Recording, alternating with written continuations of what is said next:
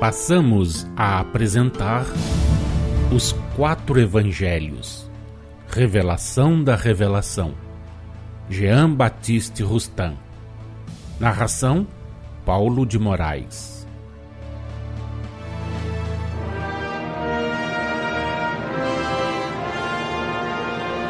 Evangelho de Jesus, segundo João, capítulo 13, versículos 1 a 17. Jesus lava os pés aos discípulos. Uma lição de humildade. Número 354. Dividi o texto para que vos demos, de modo especial, as explicações necessárias sobre os versículos que não foram objeto de comentários quando tratamos dos 3 primeiros evangelhos. Versículos 1 a 5. Ora, antes da festa da Páscoa, sabendo Jesus que era chegada a sua hora de passar deste mundo para o Pai, tendo amado os seus que estavam no mundo, amou-os até ao fim.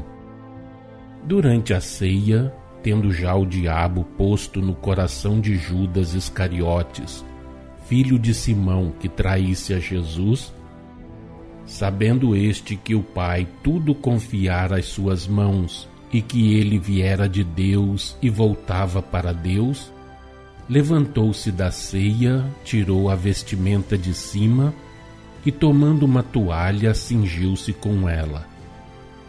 Depois deitou água na bacia e passou a lavar os pés aos discípulos e a enxugar-lhes com a toalha com que estava cingido. Certo, não cometeis o erro, tão espalhado entre os que se dizem cristãos, ortodoxos ou não, de acreditar que Judas estava possesso do diabo quando resolveu trair a Jesus. Sabeis o que se deve entender por diabo, demônio, Satanás? A má influência, a inspiração má. O homem, porém, pode ser dirigido pelo seu próprio espírito, desempenhando este o papel de diabo ou demônio. Ninguém, entretanto, que reflita, pode deduzir daí que Deus predestine criaturas suas a ser presas de potências contrárias, mais fortes do que elas, a fim de que essas criaturas sirvam de instrumentos passivos à execução de seus desígnios.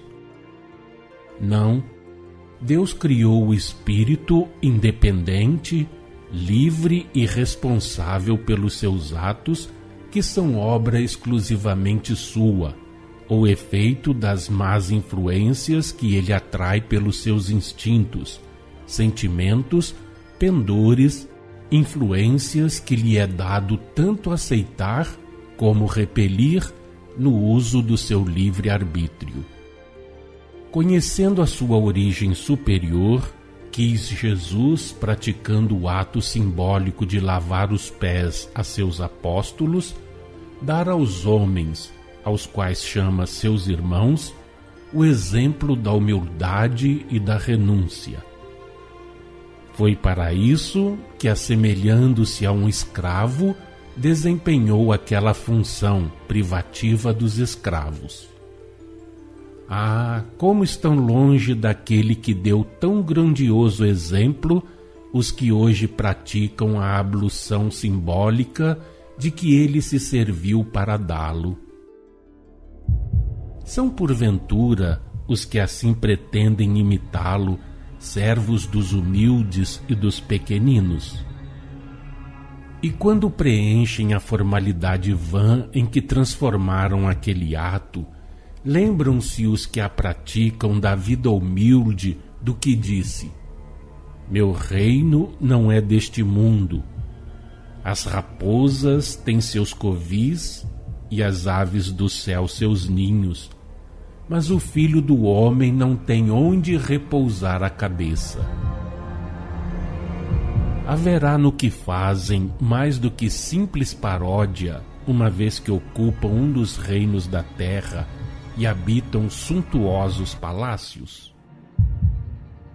nesta parte da sua narrativa evangélica, referindo o exemplo de humildade e renúncia que de tal forma deu Jesus aos homens, João, para lhe fazer ressaltar a importância e o objetivo, reproduziu em resumo, debaixo da influência espiritual, da inspiração mediúnica, mas sem ter consciência de uma e outra, as palavras ditas pelo precursor e pelo próprio Jesus sobre a sua natureza, a sua origem e a sua missão. Jesus, que sabia que o Pai tudo confiara às suas mãos e que ele viera de Deus e voltava para Deus. Sim, Jesus tinha consciência exata da sua origem, de sua natureza, de seus poderes. Sabia ser o espírito protetor e governador do planeta terreno, incumbido do vosso desenvolvimento, do vosso progresso e de vos levar à perfeição. Sabia ser um espírito criado que se conservara puro em toda a via do progresso, que se tornara puro espírito, de pureza perfeita e imaculada. Assim era que saíra de Deus. Ia retomar a sua natureza espiritual que lhe era própria. Ia, assim, voltar para Deus. Com o ato emblemático do lava-pés, ele, o divino modelo, quis mostrar aos homens, todos seus irmãos, pois que tiveram todos a mesma origem que ele, saídos todos, portanto, de Deus, de quem depois se afastaram pela queda no pecado, Jesus quis mostrar o caminho que abrira e percorrera no meio deles e pelo qual lhes cumpre avançar, sem descanso nem parada, para se reerguerem e, purificando-se, voltarem a Deus pela perfeição adquirida. Esse caminho é o da humildade e da renúncia. Da humildade, traduzindo-se esta pela humildade do espírito, aliada à simplicidade do coração. Da renúncia, expressa pela suplantação do orgulho e do egoísmo, assim como de todos os vícios e paixões que transviam e degradam a humanidade e que são, com acerto, denominados pecados capitais. Expressa também pela prática da lei de amor e, conseguintemente, da justiça e da caridade, da abnegação e do devotamento sem restrição alguma. Por fim, a nota da editora. A Páscoa era a maior festa dos judeus, recomendada por Moisés e celebrada pela primeira vez quando deixaram o Egito.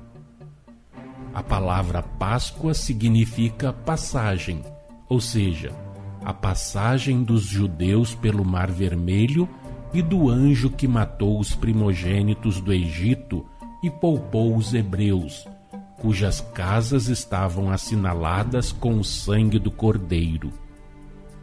Páscoa é, pois, para os judeus, a comemoração da passagem de Israel do cativeiro para a liberdade.